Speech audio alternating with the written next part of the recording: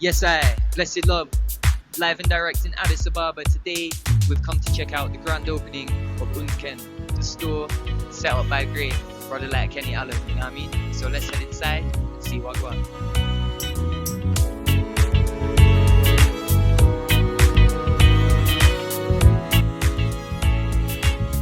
My name is Kenny Allen, and we are now at the Undken store, which Undken means one day in Amharic. And it's an ode to the dreamers, people who spend their whole lives training for something and get into a particular point. And like I always equate it to like a runner when he goes to the Olympics and he walks in the stadium. It's a moment of pride and a moment of like accomplishment. So that's the gist of the brand. And we're here trying to make a high-end, high-quality product out of Africa, out of Ethiopia, to share with the whole world. I mean, the concept kind of started maybe about 5 or 6 years ago, and I was making clothes for stage wear.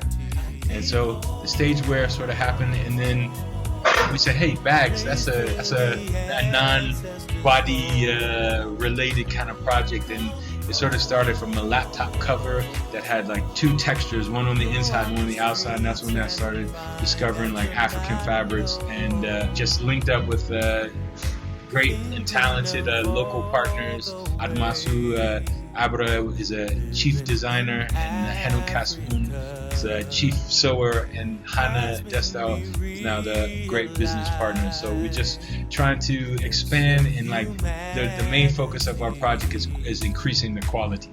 All the leather is sourced here, and the fabrics that we use on the inside come from all around the continent. Some of it have come from personal trips around the continent. So yeah, we just try to represent like the beauty and the vibrance of the African continent. How long has the I been based here in Ethiopia? Yes, I've been here for 13 years. I originally came as a musician, performing at a club called Harlem Jazz. I was performing with an Ethiopian singer named Wayna in DC, and the promoter of a concert said, hey, would you like to come to Ethiopia for 6 months? And I couldn't pass that opportunity down to just be here and experience the life, up close and in person. You mentioned your musical side. Tell us about the studio. I've been sort of recording myself and recording other artists for the last 15 or more years. So now I have a studio called East Africa Recording Studio, E.A.R.S, and we just have been specializing in singers and songwriters and artists who have songs that just need them to be put into production. Have ranged from reggae, Sidney Salmon from Jamaica. I've done a Gashabara Mola, who's a traditional Ethiopian musician, and all points in between. But I mostly work with like one person who writes songs, and then we work together to create like full productions. And so far, it's been very, very good. You're a musician yourself as well. I believe you have an album on the way. This will be my 8th album, the 4th one since I came to Ethiopia. It's called Mind Over Matters. And it's a lot of heavily influenced by the Afrobeat sound that's coming out of Nigeria. There's a couple reggae tracks. There's a couple R&B tracks. It's just a very much a snapshot of the music that is happening now, and the music that is close and dear to me. So that should be coming out in the next 2 or 3 months. So just trying to make the store and the music kind of coincide so we can take it all on an international expansion. Yes, and finally you mentioned about the community and the local area. Tell us a bit about kind of your ideas and that. Yeah, definitely. Like Undken as a bag brand is something, but Undken as an institution mainly to sort of be a beacon of light, and we're trying to get involved with this. There's an array of schools in the neighborhood. We're trying to just be good examples to the community and show and integrate.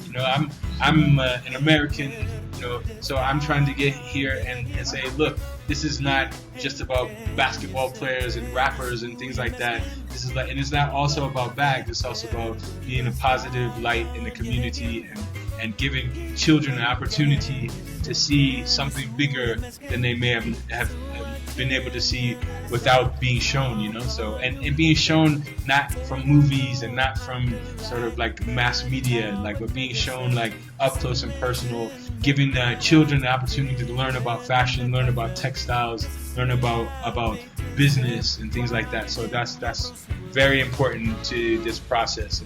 actually, this for me is about creating a platform to do other more sustainable works and more influential things for the future generations. Yes, sir. Great works, I have to say. And I would finally add one question: why Ethiopia? I mean, a lot of people ask that, and I'll say that Ethiopia chose me in that way. You know, I didn't really have a lot of hands-on experience with different places in the continent. In my mind, Africa was just one thing. So, you know, just the opportunity that was given to me, and it was not something I sought after. It's not something I tried to do. It's just something that was a calling, if you will. And I recognized that the blessing it is for me to be here. And so I never take it for granted, and I always try to make the most of every day. I work because that's life, and that's the life that's been given to me. And idle hands make an idle mind. So I try to keep myself busy, and I try to make impact, and I try to make a difference around with anybody that I work with and that I encounter. Yes, sir. Kenny, give thanks.